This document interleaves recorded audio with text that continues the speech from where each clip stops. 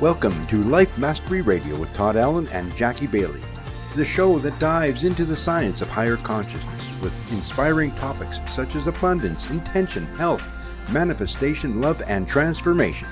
Join Todd, Jackie, and their guests of leading authors, speakers, coaches, and entrepreneurs weekly at 10 a.m. Pacific.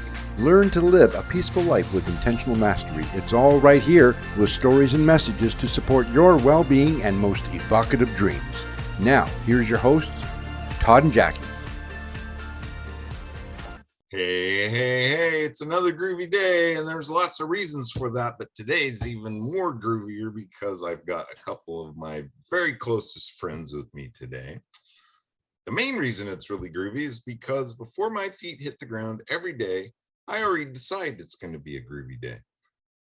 Then, as I go throughout my day, things might change, something might happen. I always think back, hey, I started out groovy. We can swap this around, and 99 times out of 100, that's what happens. And if it doesn't happen that way, then it's not important. It's got to be a groovy day, or my day isn't a day, right? And I have a couple of really cool friends with me. Of course, as always, I have my co-host, Jackie Bailey, who is a very close friend. And then I have another really close friend, Rebecca Murray, on with us today, who has exploded on the scene in the Pacific Northwest. She's become this huge edutainer, and she's not going to show us her many characters today, but she has some pretty funny characters. Maybe we can coax her a little bit into pulling one of those out. It's hilarious. She's an amazing woman, has gone many places and has come a very long way. So we're excited to talk to her today. Jackie is with us, and she has a couple of her students as well. Hi, Jackie. Who's with you today? Hello. Today I have Ashvi on my one shoulder, and I have Raghav on my other shoulder. They are part. That's right. They are part of our summer camp this week. We are focusing on keynote speeches, so they are both developing their very unique keynote message this week. Nice. Yeah. How's that going? Going great. It's hot. It's going to be a very hot week, but we're trying to stay in the shade as much as we can. So I'm really curious because I want to know what their topics are. Well, we discovered their core values yesterday. Nice. Ashvi, your core value is determination, correct? Yes. And Raghav's, his core value is humor. He and Rebecca are like this. They're close. So yeah, humor is his core value. So that's the foundation for how we start working on creating a message from that value that they have experienced and how they learned that was their core value and why it is. There's lots of stories that they will develop this week. So their keynote, how long will they be? I don't know, 10 minutes. Oh, well, we might have to figure something out here in the future and hear some of those, because that would be really cool to have on the show. We might have to do that on the show. We are planning an event in October where all of our students will be featured with their keynote speeches in a live event and a virtual event as well. So very cool. Stay tuned for that. This is just some of what Jackie instructs young adults and helps them find their voice and speak from their heart. And it is truly, truly amazing. And I'm excited to hear those keynotes. I think that would be really cool. Quite the process she takes them through. I want to remind our listeners today that today's show page is at www.lifemasteryradio.net or .com, whichever one you prefer. And you will find many, many things. Of course, a write-up and links with our guest today. There is a sign up for our newsletter. Jackie creates a newsletter every week about who's coming on the show, who's been on the show, and of course, her blog post about the show for that week. So that's all we use that email address for. I don't even know that it goes into a hopper we can get to maybe, but it's just for that newsletter. While you're there, you can see my book. There's a link to my book on Amazon, 6 Keys to Life Mastery. And of course, Jackie's book is there, Self-Centered Leadership. Over there somewhere. All righty then. What else we got cooking today? I think that's about it. Check out our YouTube channel. All of our shows end up on YouTube. This show will end up later on in the week. We have some really cool shows. And I would like to request that you tell a friend about Life Mastery Radio with Todd and Jackie. We have some really cool guests. They're on the cutting edge of their own becoming and teaching people how to become themselves. And, you know, tips, tricks, tools for your journey on your very own life mastery journey. So pass it on. You're going to really dig the show today. We have a really cool guest. We're going to talk about some really cool things, and I'll let Jackie introduce this very cool person. No, very groovy person. There you go. Yes, Rebecca Pierce Murray. She is a communications coach. She's a director, a producer, a conference facilitator, an MC, a parody songwriter, a singer, actor, author, and retired dog whisperer, she says. She's also the author of 2 children's books. The Bird and the Hippo was her first creation, and that inspired Pasado, the Heart of a Donkey. We'll be talking about both of those today. Rebecca wrote and directed a play at the age of 10, and she hasn't left the stage since. In fact, let me insert a little bit of personal experience with Rebecca. My husband and I have produced a musical, a stage musical, and Rebecca has starred in 3 episodes of that stage musical with us a couple summers ago. I cannot remember the name of the character she played, but it was fun. It was the tribute Time Machine, and she played one of our crew members. Was it Penelope? No. Was it Penelope? No. I don't know if it was Twist, Smatter, Holleen, or someone else. I can't remember. But anyway, Rebecca is an edutainer who delivers high energy virtual and live training to those ready to become confident, creative, and compelling leaders and team players. Audience members eagerly engage in Rebecca's one-of-a-kind interactive experiences, including play shops, keynotes, courses, adult continuing education at Western Washington University, and her popular one-woman show, The Confidence Equation. Interesting. You can tell she's a fun person to be around, and we are delighted to have her on Life Mastery Radio today. So welcome, Rebecca. Thank you so much. I'm impressed with myself the way you read that. I've done some things, haven't I? I have, yeah. So right out of the gate, I mean, you're an amazing person. You do some of it. I've seen, I've watched, I've reeled, I've been amazed. What drives Rebecca Murray? What is it that you, what gives you fuel? Ideas from other people. Yeah. Reading, watching. You know, I was thinking about this last night. We started watching this series on Acorn TV. And after we watched a few episodes, I think we're done with season 1. My husband and I went to bed, and I said, I don't want to watch that show anymore. I don't learn a thing. We've been really enjoying this series called, it's like a farm history in England, where you go back in time and you learn how people years and years ago got things done around the farm, and things like wars happen.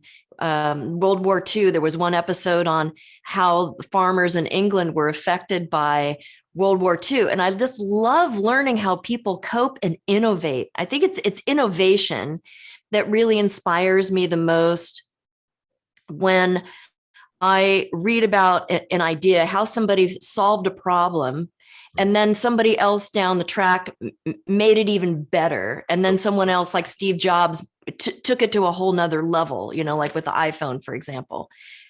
It's things like that.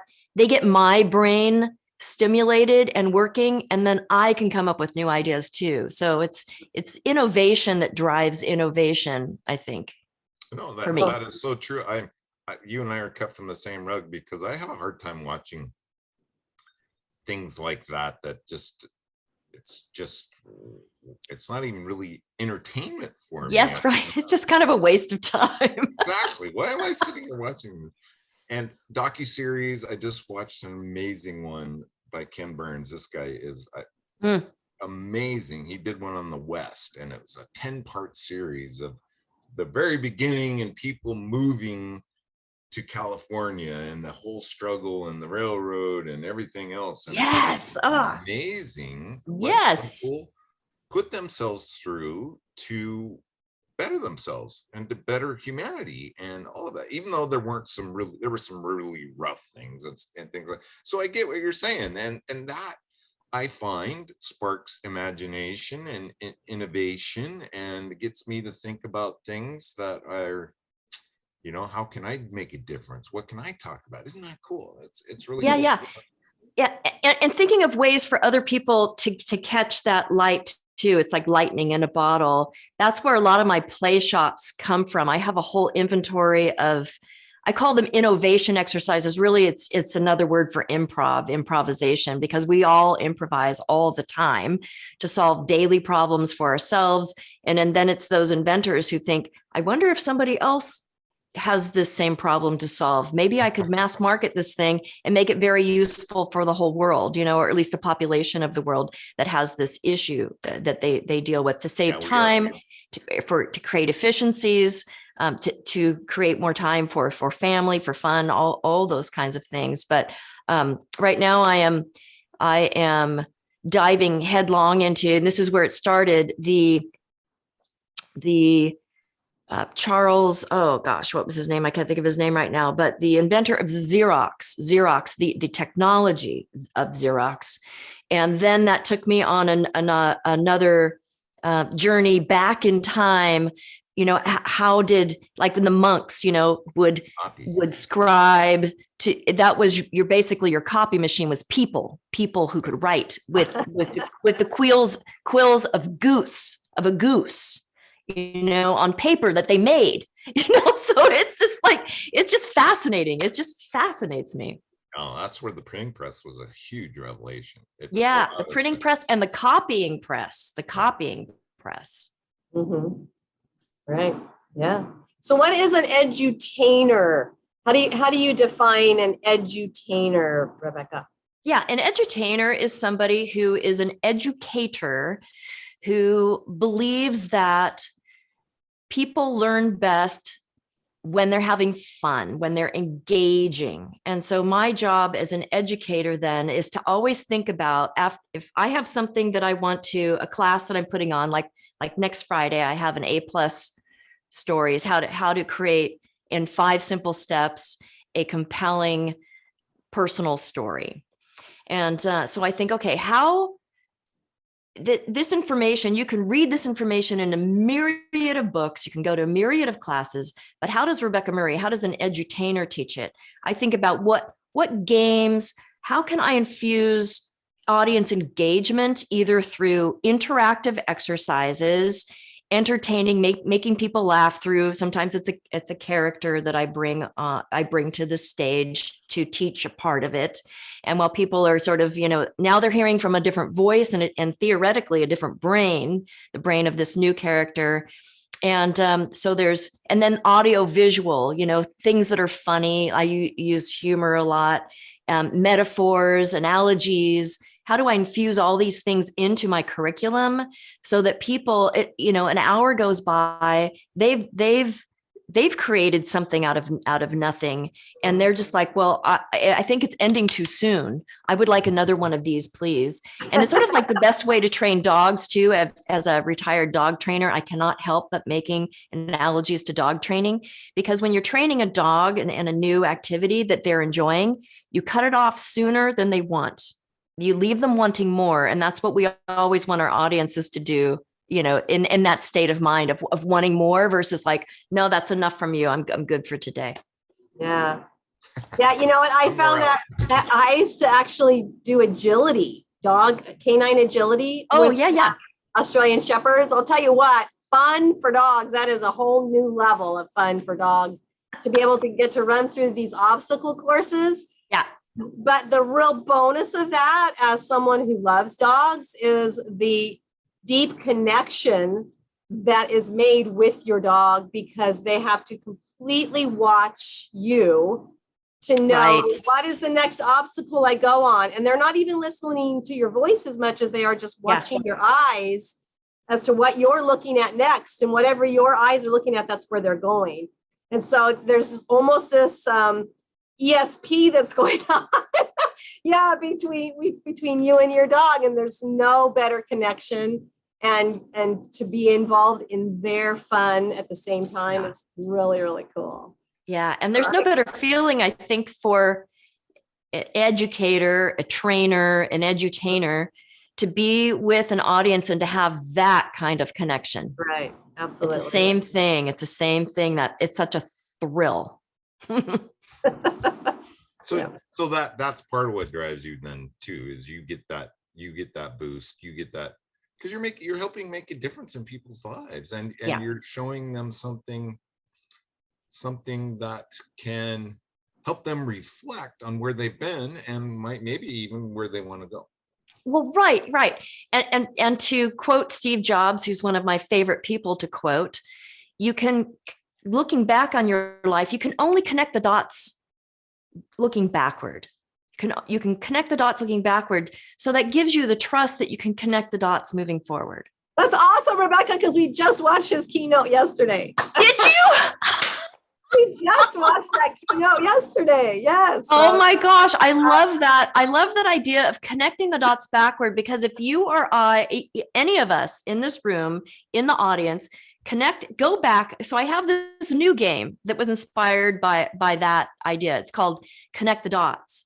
And basically what it is to give people 5 minutes to think about their earliest memory of themselves really enjoying something, being inspired by something, somebody else saying, you're really good at that, their earliest memory. And for me, that earliest memory was when I wrote a play when it was somewhere 8, 9, 10 in there.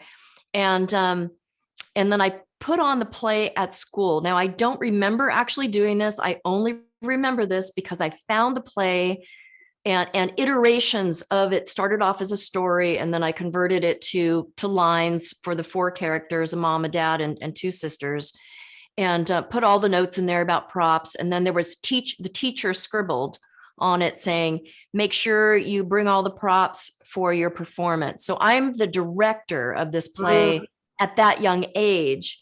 And I realized, as a dog trainer, I was a director essentially. As a videographer for 10 years plus now, I'm a director. In my coaching with speakers, I'm a director. And I also love being directed. And I think about the connection between a director and an actor. Let's say if I was an actor and Steven Spielberg was my director, and Steven Spielberg said, okay, cut, Rebecca, I want you to do that again, but I want you to do it this other way.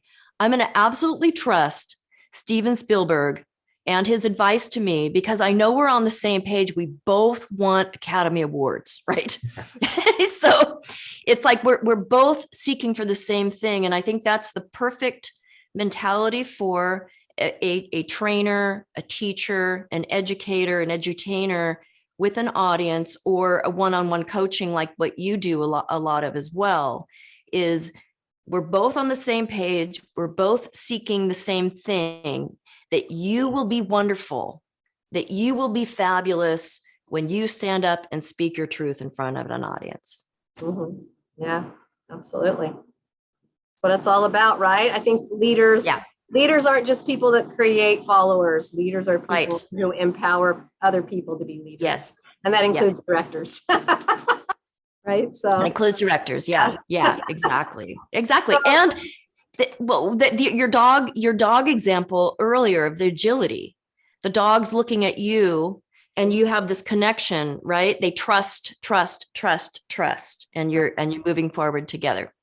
Absolutely. Yeah. We count on each other, because the dog's the one that's running the course, but I'm the one that's directing the dog through the course. But we need to both finish at the same time without any faults to be able to, go further into the competition. So That's the same way, but I think a lot of teachers lose that edge in that they're just there to spew information.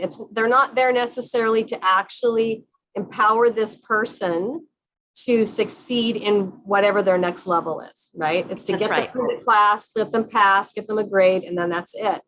And so I do appreciate those mentors as opposed to just teachers. Yes, that's right. Need. That's Yeah. right. Yeah, yeah. Well, you can come alongside on the same side of the desk, basically. Yeah, Yeah. absolutely. So Rebecca, So you Go gave ahead, Todd. No, go. You go. Oh, You gave us a little teaser. You told us about this upcoming class, and Yes. before we forget about it, where can we find out more, and what, maybe give us a little more of a teaser to entice us to check it out? Oh, yeah, yeah. This is one of my most sought after, my most requested classes, the art and craft of A+ stories, where I share a simple Simon, plain Jane, laser fast, 5-step process to create a story.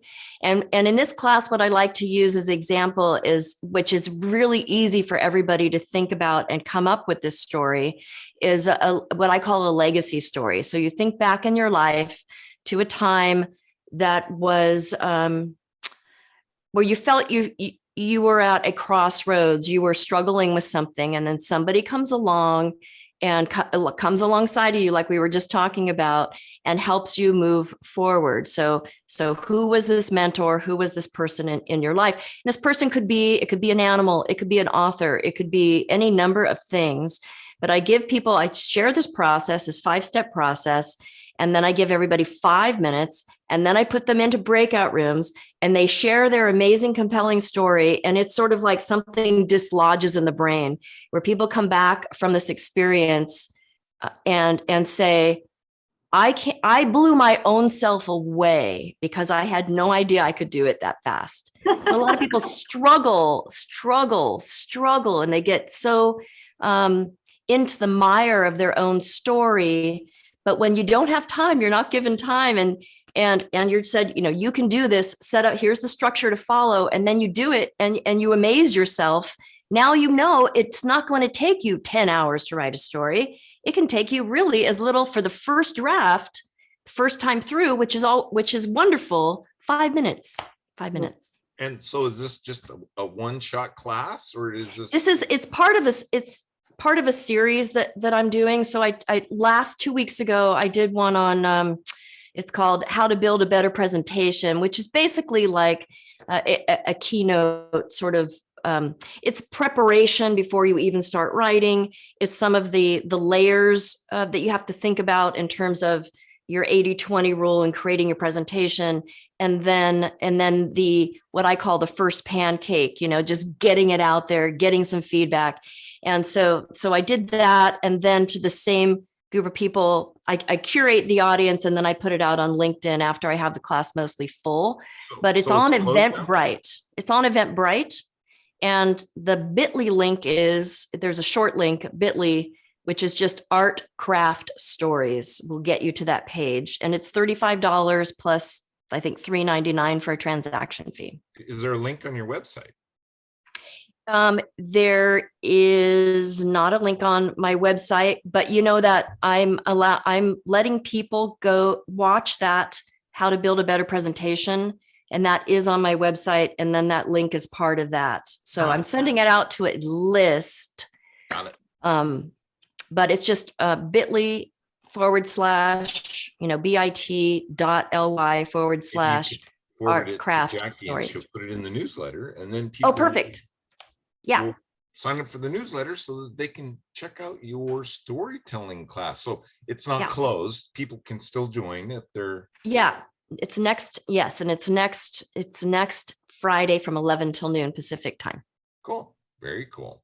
Oh. So we talked a little bit about Steve Jobs' thoughts about looking at the past and creating the future. And your first book, that's how it came about. You were digging through some old papers, I think, and found this story that you had written as a little girl and crafted a speech And then people poked at you and said, no, that's got to be a book. And that's what you did. Maybe fill in the blanks if I didn't get it all right.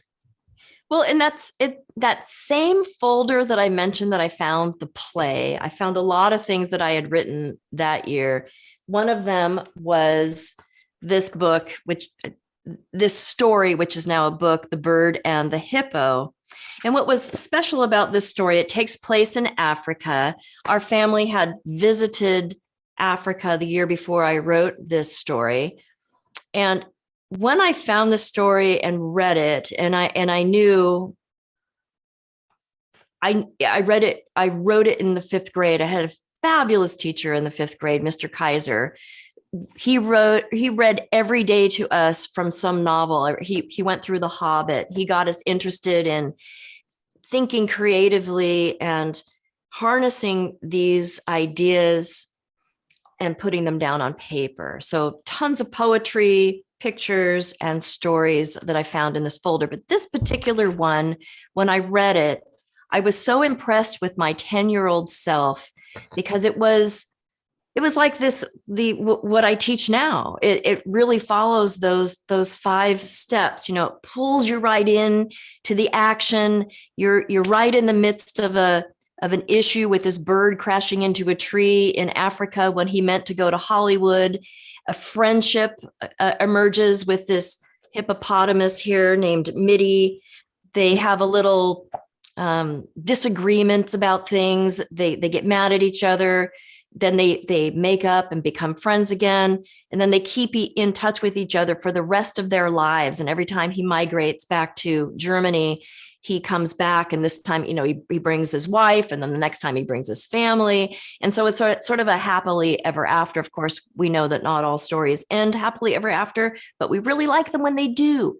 And so when I found this story, it's just so perfect, lovely, short, and with my little sketchy artwork alongside written and horrible spelling and grammar and all those other things. But the essence of the story was beautiful. And so I started sharing this with my Toastmasters club. Just reading the story is how I first started, with a little bit of the backstory of how I found it. And every time I shared this story, people said, you need to publish this. You need to publish this. You need to publish this. And I'm like, oh, that's the last thing I need is to publish this. It sounds like a lot of work.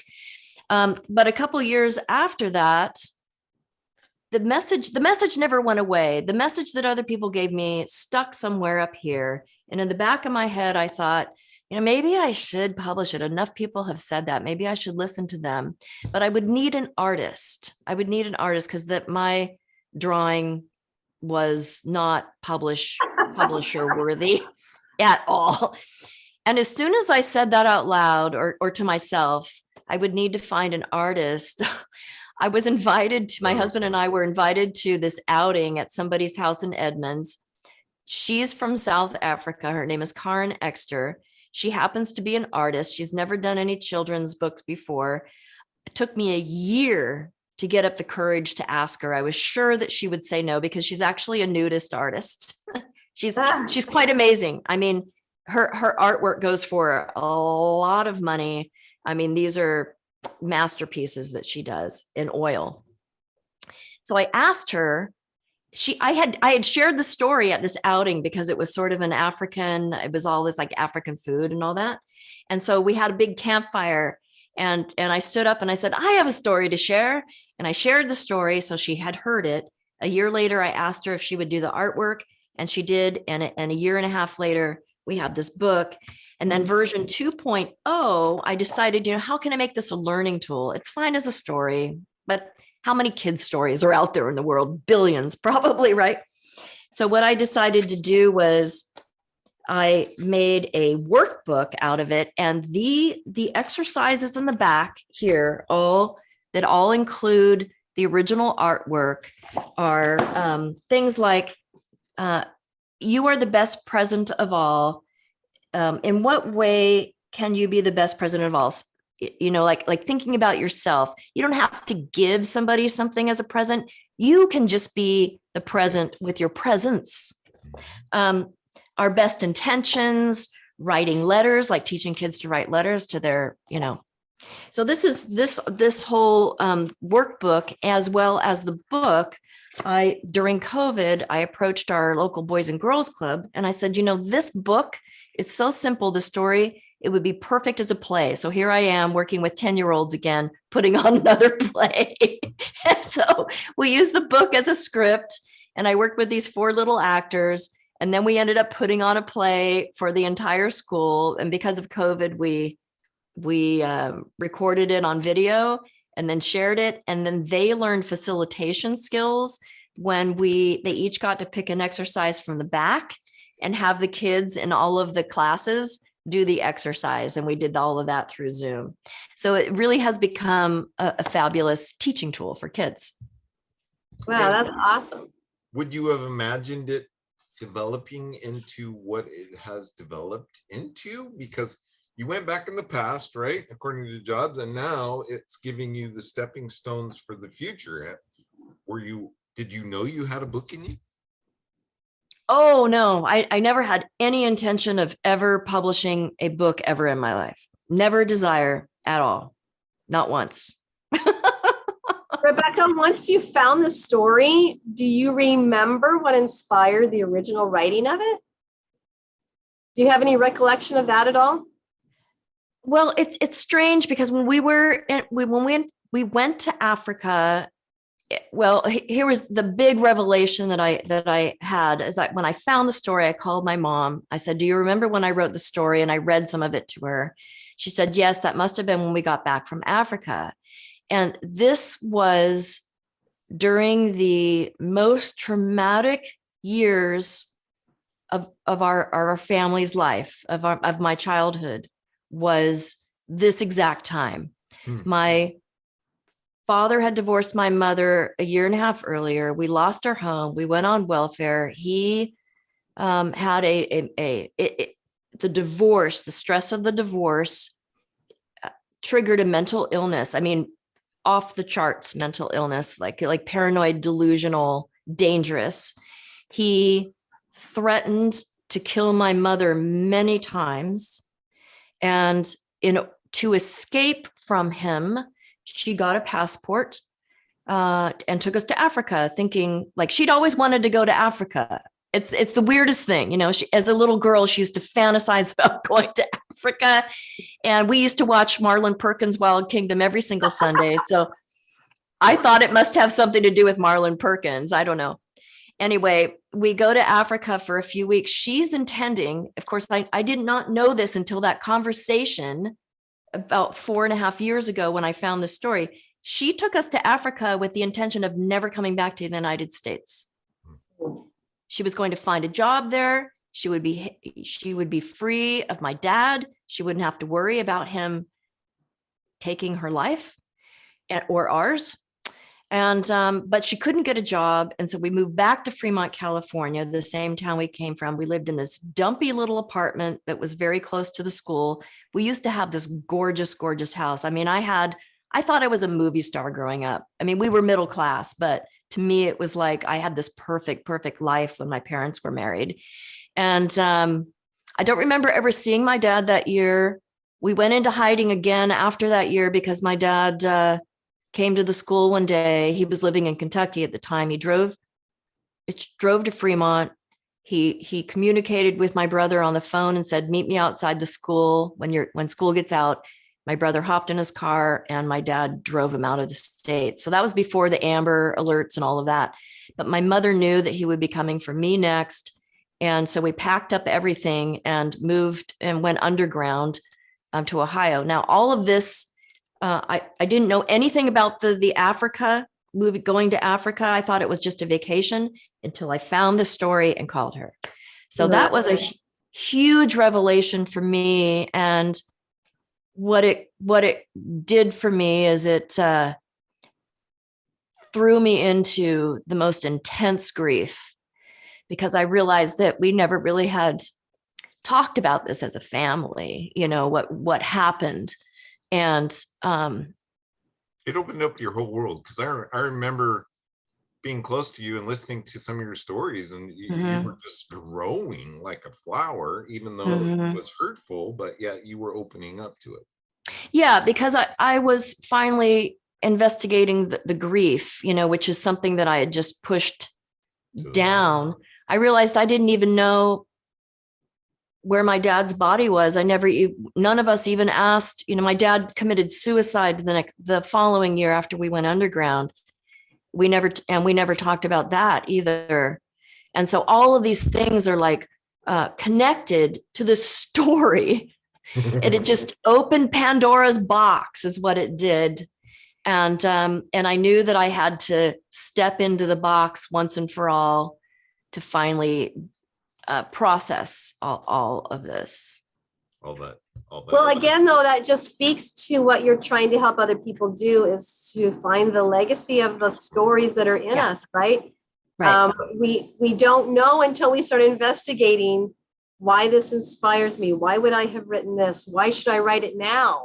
How will writing my story help me heal from trauma that I've never even thought about before? And so it all goes back to, there is a point, I think, when we all reach this level where we're ready to heal. Our body knows we have reached a certain level of strength and capability that we can start healing from whatever trauma we've had. And again, trauma is not necessarily related to what happens to you on the outside. It's what changes you on the inside, right? So even though maybe you were never physically hurt by this experience, there was something happening internally that you never got to even talk to anybody about. So that is why I appreciate so much people like you who help others to develop their stories and pull that information out of us, because it's such an important part of our healing. Absolutely. So thank you. Now, so can you see the relation to certain characters of your life that are in the story?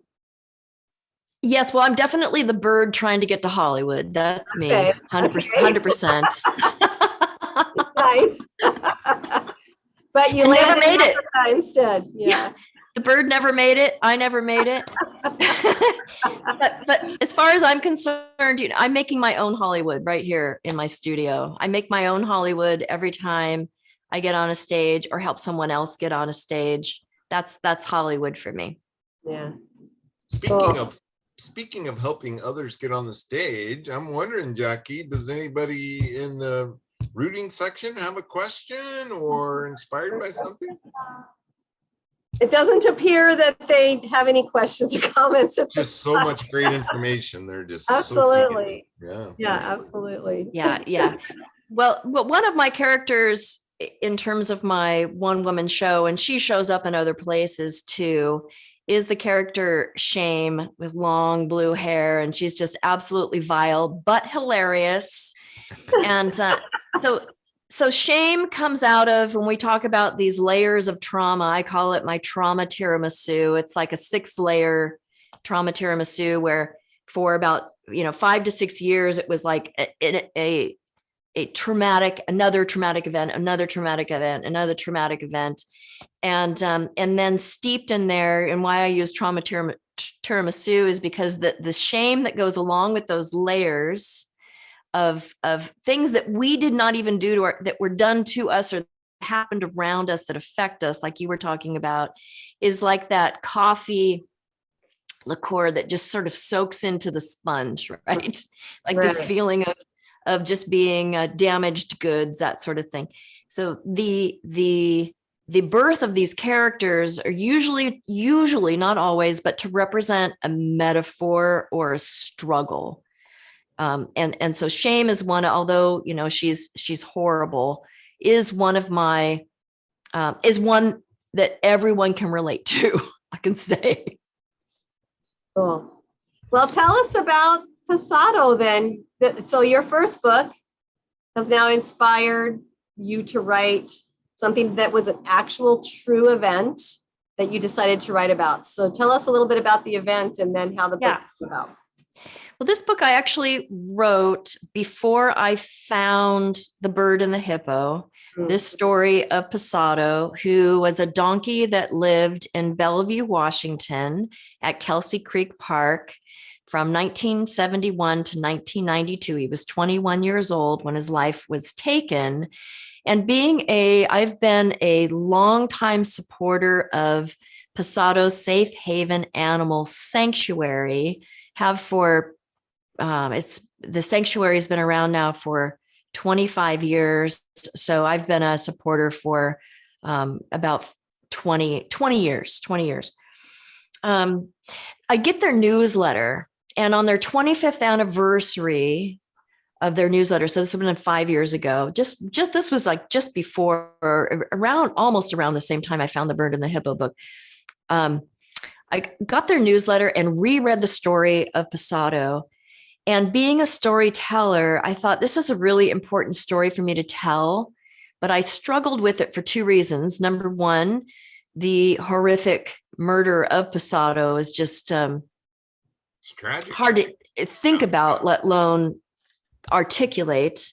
And number two, I didn't want it to be narration. And this happened, and then this happened, and then this happened, and then this happened. So this idea is swirling around in my brain when all of a sudden I'm out on a walk with my dogs, and the whole story downloads in my head in the first person from Pasado himself. Wow. His story in the first person. And I rushed home and I started writing it down. But when I would practice it aloud and I would record it, I would always break down, break down. And this was, of course, before that whole Pandora's box event with the next book, right? So I still had all this personal grief locked inside of me, connected with the death of my father. And I realized I could never tell the story out loud. So I shelved it and forgot about it. Never shared it with another person. Then after I published The Bird and the Hippo, I was in a breakout room. This was I was invited to a church to share this. This is during COVID. And a woman asked me, Barbara Gilliday, she said, "Do you have any other children's books?" I said, "Well, I have a story. It's not a book. It could be a book. It was actually planned to be a speech, but I've never been able to give it because I could never get through it." And so she encouraged me. I read it to her, or she read it actually, because I couldn't read it. So we got together on Zoom. She read it to me, my own work. I pulled up my Google Doc, and she said, "Rebecca, this is so good. I truly hope," this is like those same messages of The Bird and the Hippo, "I truly hope that you can bring this to the world. I really think the world needs this." So I got in touch with Pasado Safe Haven Animal Sanctuary. By that time, I was able to read aloud the story. I read it to one of their key people, and she said, "The sanctuary's been around now for 23 years, and we have always struggled with telling this story to kids. This why we exist. The founder's story, we have always struggled with this. We have never had a way to do it until now." And so I found another artist, my friend Lori Berkheimer, who did all the artwork for Pasado. This is more like Winnie the Pooh, it's more whimsical and beautiful. And the story is very short. If I were to read just the core story aloud, it would be 7 minutes long. But what I did to sort of brighten and heighten what happens to Pasado is he says, "Would you like to meet some of my sanctuary friends?" And so the story of transformation of what Pasado actually does with animals, this was how my life was, and this is how it is now, thanks to Pasado, the caring people at Pasado Safe Haven. I infused 3 real stories working with the shelter of a chicken, a dog, and a pig. So they tell their stories as well. And they're all in the first person. And then Pasado comes back to sort of close things and share his heartfelt message, which I thought maybe I could just read that part to you. Please. Yeah. So this is and that we have pictures in here of Pasado as a young donkey and all of the animals that are in the book, real pictures in the back, in addition to the artwork. So now he comes to the end. This is the last. And in the very beginning, you learn about him that he hates flies, his nemesis. He has this one nemesis, and that is the fly, okay? That he's always trying to swat with his tail, and he's always missing. But there is one thing I still must say, one thing I know deep down in my donkey soul. A law would not have prevented my death. A law cannot prevent cruelty. A law cannot create compassion. Only one thing can do that. Love. Love as pure as a donkey's heart. Love that would not kill a fly. Swat. Okay, well, maybe a fly. Sweet. Very sweet. So my my ideas on who would read this book, I gave it away at a chamber meeting, and then met the mother that I gave it to, and she said, "Oh, I want to tell you that my daughter took your book into the bathroom to read," and I listened, and she was crying. Okay, so this is like, she was like, "Honey, are you okay?" And she goes, "Yes, I love the story." As she's crying, it will make you cry. There's one little part, of course, we all know it's coming. It's real life that this event happened. But, so I started thinking, like, is this the children's book that no one wants to read? That children shouldn't read because there's real life trauma in it. It's not fictional. But I feel that, for an older child, I've also thought yesterday, I'm going to reach out to poli-sci departments in high schools, or poli-sci teachers, high schools and classes, because the law was changed because of this. And this is one of the main points of the book that it gets to, and again, doesn't dwell on what happened to Pasado. It it states what happens. He tells what happened to himself, but he also tells what the caring people did, who were so angry that these 3 boys who took his life got off with a few months of community service. Wow. And so the outrage from people, like, you're going to take this beautiful creature's life who wouldn't hurt a fly, and there's no repercussions. And that was because the law in Washington state basically said, hey, he's not a being, he's a thing, like a hairbrush, like a shovel. It's a thing. So no, we're not going to punish somebody severely for hurting a thing. And so the within 2 years, record time, a group of people, in front and center was Susan Michaels, who she left us in 2018. But Susan Michaels was like, no, we're changing the law. And in record time, she and a group of concerned citizens were able to put what is currently on the books, the current animal cruelty law in Washington state, which is also called the Pasado Law, which makes animal cruelty and neglect a felony if it meets certain requirements. And then Pasado Safe Haven, the sanctuary, was formed with Susan Michaels and her partner just a couple of years after that. Nice. Wow, that's amazing. And, I get the emails, the newsletter for Pasado Safe Haven. And I was surprised the other day when I looked at it, knowing that we were going to be talking to you about it specifically. Their sanctuary is completely full right now. And, I remember at the start of the pandemic, a lot of people were adopting pets because they were like, well, we're going to be home. Now's the time when I can have to train an animal. I need companionship anyway. So all the shelters were empty. And now so many people are surrendering pets again. They're going back to work. They don't have time. And it just breaks my heart. And so, I would encourage our listeners, no matter where you live, to find an animal shelter near you and see if there's some way you can welcome your home to an animal who's been given up and treated as a thing instead of a being that needs companionship like you do. Because they add so much dimension to our lives. They really do. Yes, I know you're a big, all three of us are big animal advocates. All three of us. Yeah. Yeah. Yeah, my youngest daughter actually worked at the sanctuary as part of her, I forget what they call it. She worked there for free, and it was part of her college that she did that, and Oh, she really enjoyed it. And now she walks dogs for the Everett Animal Shelter, and she goes there. oh, wow.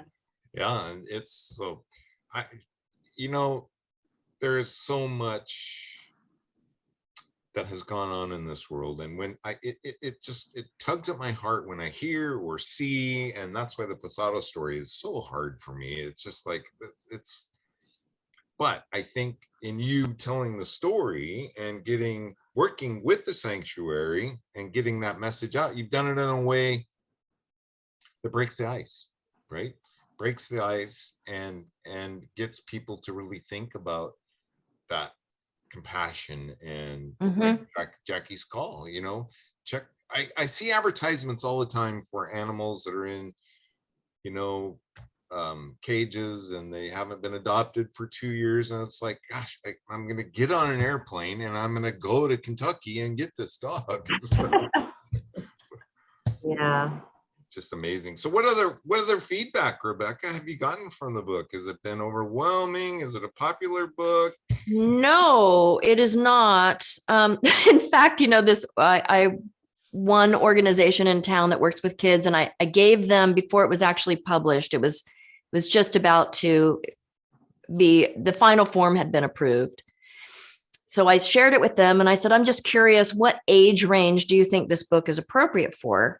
They actually surprised me. They said a little younger than I thought. They said 3rd to 6th grade, but we don't want you sharing this with our kids. Oh no.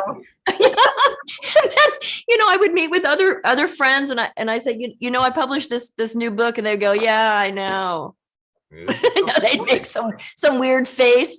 And so I'm sort of thinking, okay, where could this story be told? I'm not convinced it's really for kids. What I was saying earlier, it would be good for a poli-sci class to understand how laws are made, and also the punishment, to explore. One of the things I find really interesting is that when the kids were, when the court hearings were going on, of course, there's all sorts of documents you can find on the web about all of this, all of the details, which I researched thoroughly several times. The outrage for, I want these kids to suffer, that sort of thing. I want these kids, death threats, all kinds of things. The office that was, who was it? Not the public defender, but I think it was, yes, was inundated with the faxes, letters, phone calls, oh yeah, things were blowing off the charts, right? It was a big deal. So the judge who finally handed down this very light sentence said one of the reasons he handed down this light sentence is because he was appalled at the amount of energy going toward these kids and wanting these kids to be punished versus not a single letter, not a single phone call, not a single fax for a girl, a 14-year-old girl, I believe, that was found in a dumpster with her throat slit. I think she did survive. I don't think she was killed, but not one for her that happened at the same time. And yet hundreds and hundreds and hundreds for this donkey. And he was like, there's something wrong with that. So that was one of the reasons he gave an especially light sentence, was to almost as a way to say, to punish all of the people who were outraged. And that's actually what took the outrage to another level, which is why we have the new law. Okay, well, we're just going to get something done about this then. Yeah. So I think it's a great study. Yeah. Oh my goodness, ladies. Also, from a 2 minutes left. I'm so sorry, Rebecca. That's okay. I just wanted to say one last thing. Also, I think for religious groups, this story shared from the pulpit with the idea of redemption, because we are talking about 3 teenagers here. Mm. And we wonder what they did with their lives. You know what I'm saying? Like what they learned. So I think that there's a couple different ways to use the book. That's about all we have time for today. Thank you so much, Rebecca, for showing up as you. We're going to have you back, but I want to see characters next time. Okay. Check out our newsletter. Check out our YouTube channel. Lastly, please, please, please make it a great day, because it's all about choice. And you can choose to check out Pasado, The Heart of a Donkey. Bye-bye for now. Bye, everybody. Bye. Thank you for tuning in to Life Mastery Radio. Join Todd Allen and Jackie Bailey and their guests of leading authors, speakers, coaches, and entrepreneurs weekly at 10 a.m. Pacific. Learn to live a peaceful life with intentional mastery through stories and messages to support your well-being and most evocative dreams. Visit their website, www.lifemasteryradio.com. Join their mailing list and be notified about upcoming guests. That's lifemasteryradio.com.